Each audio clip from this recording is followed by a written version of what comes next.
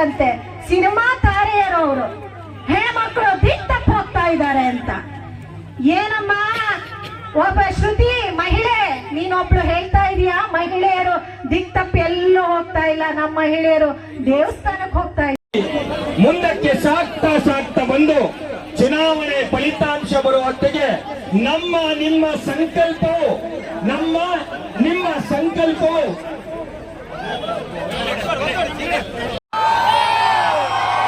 ನೋಡಿ, ನೀವು ಇದೇನು ಕೈ ಎತ್ತಾ ಇದ್ದೀರಲ್ಲ, ಇದೇ ಅವ್ರಿಗೆ ಬೇಕಾಗಿರೋ ಆಶೀರ್ವಾದ.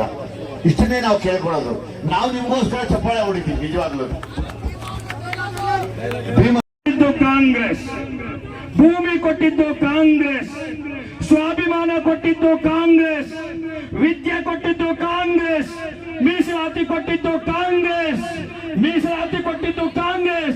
ಕಾಲೇಜ್ ಕಟ್ಟಿದ್ದು ಕಾಂಗ್ರೆಸ್, ಅಂಗನವಾಡಿ ಕಟ್ಟಿದ್ದು ಕಾಂಗ್ರೆಸ್, ಹಾಸ್ಟೆಲ್ ಕಟ್ಟಿದ್ದು ಕಾಂಗ್ರೆಸ್, ವಿಧವಾ ವೇತನ ತಂದಿರೋದು ಕಾಂಗ್ರೆಸ್. ಚಪ್ಪಾಳೆ ನೀವು ಹೊಡಿತೀರಿ, ನಂಗೆ ಗೊತ್ತಾಗದಂಗೆ ಹೌದಾ ಅಲ್ವಾ ಅಂತ. ವಿಧವಾ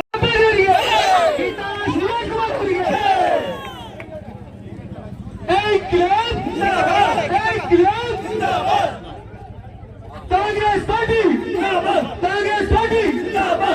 ಶಿವರಾಜ್ ಕುಮಾರ್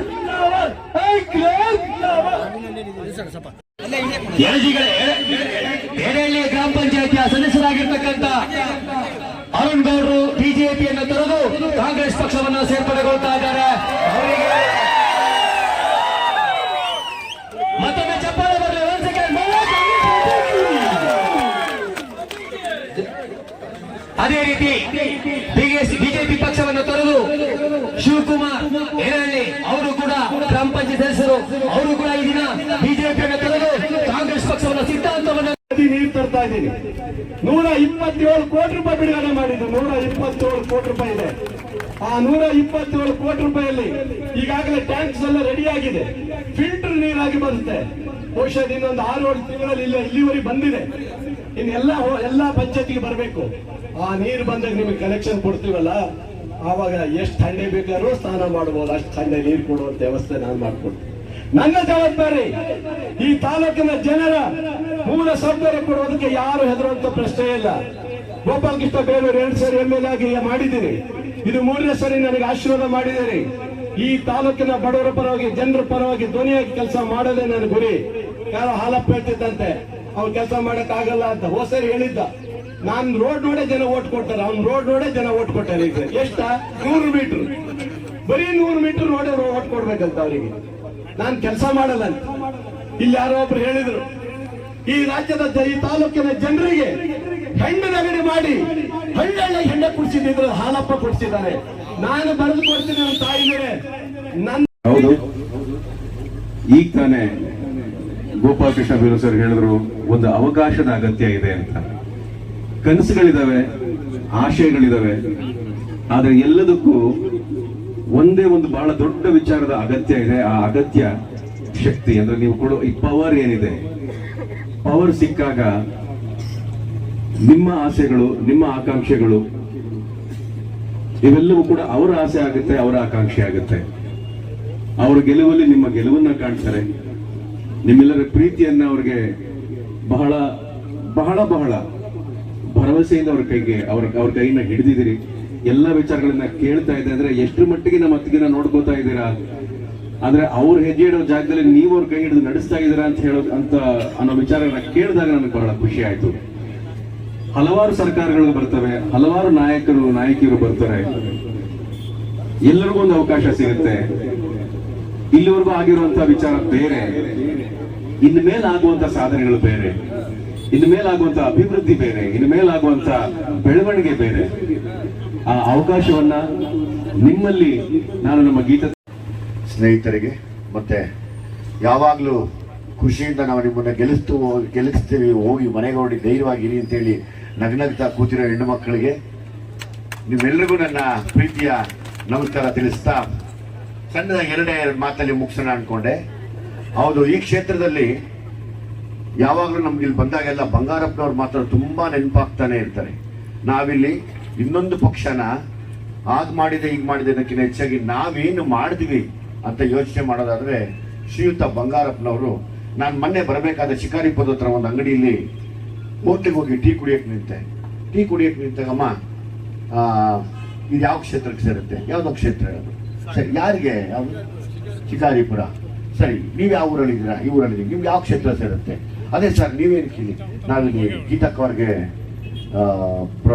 ಎಲೆಕ್ಷನ್ಗೆ ಇದಕ್ಕೆ ಬಂದಿದ್ದೀವಿ ಅಂದ್ರೆ ಸರ್ ಅಷ್ಟು ಮಾತಾಡಬಾರ್ದು. ಆದ್ರೂ ಮಂಗಳಸೂತ್ರ ಅನ್ನೋದು ನಮ್ಗೆಲ್ಲ ಬಹಳ ಸೆನ್ಸಿಟಿವ್ ಮಾತಾಡೋದು. ನಮ್ಗೆ ಅದನ್ನ ತೆಗೆದುಕೊಟ್ಟು ಬಿಡ್ತಾರಲ್ಲ ಅವ್ರ ಪ್ರಧಾನಿಗಳಿಗೆ ಅದು ತಕ್ಕದಲ್ಲ. ಅವ್ರ ಬಾಯಲ್ಲಿ ಅಂತ ಮಾತುಗಳು ಬರಬಾರ್ದಾಗಿತ್ತು ಅಂತ ಇದು ನನ್ನ ಅನಿಸಿಕೆ ಅಂತ ನಾನು ಹೇಳಕ್ಕೆ ಇಷ್ಟಪಡ್ತೀನಿ. ಇನ್ನು ನಮ್ಮ ರೈತರಿಗೆ ಹಲವಾರು ಪ್ರಾಬ್ಲಮ್ಗಳಿದೆ. ಅದರಲ್ಲಿ ಬೆಂಬಲ ಬೆಲೆ, ಮಧ್ಯವರ್ತಿಗಳೆಲ್ಲದ ಬೆಂಬಲ ಬೆಲೆ ಬಗ್ಗೆ ಆಗಲೇ ರಾಷ್ಟ್ರ ಇದರಿಂದ ಗ್ಯಾರಂಟಿ ಕಾರ್ಡ್ ಬಂದಿದೆ, ಅದರಲ್ಲಿ ಕೂಡ ಇದೆ. ಸೊ ಮತ್ತೆ ಜೊತೆಗೆ ಸಾಲ ಮನ್ನಾ, ಕೃಷಿ ಸಾಲ ಪೂರ್ತಿ ಮನ್ನಾ, ಅದ್ರ ಬಗ್ಗೆನೂ ಇನ್ನು ನಾನು ನಿಮ್ಮೆಲ್ಲರ ಸಹಕಾರ ಕೇಳ್ತಾ ಇದ್ದೀನಿ. ನನಗೆ ಒಂದು ಅವಕಾಶ ಕೊಡಿ. ನಾನು ಏನು ಕೆಲಸ ಮಾಡ್ತೀನಿ ಅಂತಂದ್ರೂ ನೋಡಕ್ಕೆ ನೀವು ಅವಕಾಶ ಕೊಡಲೇಬೇಕು. ಇಲ್ಲಾಂದ್ರೆ ನಿಮ್ಗೆ ನಿಮ್ಮ ಮನೆ ಮಗಳು ಅವರ ಪರವಾಗಿ ನಿಮ್ಮೆಲ್ಲರ ಆಶೀರ್ವಾದವನ್ನ ಬೇಡಿ ನಾವು ಬಂದಿದ್ದೀವಿ. ಸಾಗರದ ಜನಸಾಗರ, ಅಭಿಮಾನದ ಸಾಗರ, ಆಶೀರ್ವಾದದ ಸಾಗರ, ಇವೆಲ್ಲವನ್ನು ಕೂಡ ನಾವು ಬೇಡಿ ಇದೇ ಮೇ 7ನೇ ತಾರೀಕು ಕಾಂಗ್ರೆಸ್ಗೆ ನಿಮ್ಮ ಮತ, ಅತ್ಯಮೂಲ್ಯವಾದಂತಹ ಮತ, ನಿಮ್ಮ ಆಶೀರ್ವಾದವನ್ನ, ನಿಮ್ಮಿಂದ ಅವಕಾಶವನ್ನ ಬಹಳ ಶ್ರದ್ಧೆಯಿಂದ, ಬಹಳ ಪ್ರಾಮಾಣಿಕತೆಯಿಂದ ಕೋರ್ತಾ ಇದ್ದೇವೆ. ಇನ್ಮೇಲೆ ಆಗೋ ಬೇರೆ ಲೆಕ್ಕ ಹಾಕ್ಬೇಕು. ಯಾಕೆಂದ್ರೆ ಬರೀ ಆಶ್ವಾಸನೆ ಕೊಟ್ಟು, ಬರೀ ಮಾತುಗಳನ್ನ ಕೊಟ್ಟು ನಿಮ್ಮನ್ನ ನೋಯಿಸಿದಂತ ಒಂದು ಕಾಲ ಇಲ್ಲಿವರೆಗೂ ಬಂದಿರಬಹುದು, ಅದು ನನಗೆ ಗೊತ್ತಿಲ್ಲ. ಆದ್ರೆ ಇನ್ನು ಮೇಲೆ ನಿಮ್ಮ ಎಲ್ಲ ಕಷ್ಟಗಳಿಗೂ, ನಿಮ್ಮ ಎಲ್ಲ ನೋವುಗಳಿಗೂ, ನಿಮ್ಮ ಎಲ್ಲ ನಲಿವುಗಳಿಗೂ ಸ್ಪಂದಿಸುವಂತ ಒಂದು ಜೀವ ಇಲ್ಲಿದೆ. ಅದು ನಮ್ಮ ಗೀತಕ್ಕೆ, ನಮ್ಮ ಪ್ರೀತಿಯ ಗೀತಾ ಶಿವರಾಜ್ಕುಮಾರ್ ಅವರು. ನೀವೆಲ್ಲರೂ ನಿಮ್ಮ ಆಶೀರ್ವಾದದ ಮೂಲಕ ಅವ್ರನ್ನ ಗೆಲ್ಲಿಸ್ತೀರಾ ಅನ್ನೋ ಭರವಸೆ ನಮಗೆ ಆಗ್ಲೇ ಬಂದಿದೆ. ಆದ್ರೆ ಅದರ ಫಲಿತಾಂಶಕ್ಕೆ ಮಾತ್ರ ನಾವು ಕಾದಿರಾಗಿದ್ದೀವಿ ಅಷ್ಟೇ. ಸೊ ಹಾಗಾಗಿ ನೀವೆಲ್ಲರೂ ಒಮ್ಮನಸ್ಸಿನಿಂದ, ಒಂದೇ ಒಂದು ಧ್ವನಿಯಿಂದ ನಮ್ಮ ಗೀತಕ್ಕೆ ಗೆಲ್ಲಿಸ್ತೀರಿ ಅಂತ ನಾನು ಆಶಿಸ್ತೀನಿ. ಅವರ ಗೆಲುವು ನಿಮ್ಮ ಗೆಲುವು, ನಿಮ್ಮೆಲ್ಲರ ನಗು ಅವರ ಬದುಕಿನ ನಗು ಆಗುತ್ತೆ.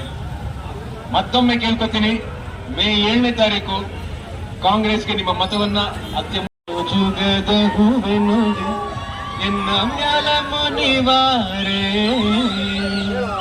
ಜಾಜಿ ಮಲ್ಲಿಗೆ ನೋಡಿ ಸುಜುಗದ ಹೂವೆ ನೋಡಿ ಎನ್ನ ಮ್ಯಾಲ ಮುನಿವಾರೆ,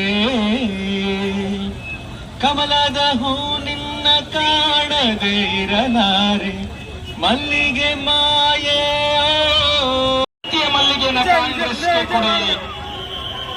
ಆ ಮಲ್ಲಿಗೆ ಗೀತಾ ಶಿವರಾಜ್ ಕುಮಾರ್ ಅವರ ಮುಡಿಯೇ ಇರಲಿ. ನಿಮ್ಮ ಪ್ರೀತಿಯ ಆಶೀರ್ವಾದ ತಕ್ಕಬೇಕು. ಸಾಗರದ ನಗರ ಭಾಗಕ್ಕೆ ಪ್ರವೇಶವನ್ನು ನಮ್ಮ ಜೊತೆಯಲ್ಲಿ ಸಾಗಬೇಕು. ಇದು ಪ್ರೀತಿಯ ಮೆರವಣಿಗೆ, ಇದು ನೀತಿಯ ಮೆರವಣಿಗೆ, ಇದು ಕಾಂಗ್ರೆಸ್ ಮೆರವಣಿಗೆ. ದುನಿಯಾ ವಿಜಯ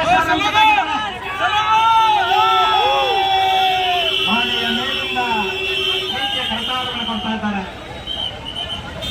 ಸಾವಿರಾರು ಜನ ಹಿಂಭಾಗದಲ್ಲಿರ್ತಕ್ಕಂಥ ಕಾರ್ಯಕರ್ತರು ಮುಂಭಾಗಕ್ಕೆ ಬರಬೇಕು. ಹಿಂಭಾಗದಲ್ಲಿರ್ತಕ್ಕಂಥ ಯುವಕರು ಮುಂಭಾಗಕ್ಕೆ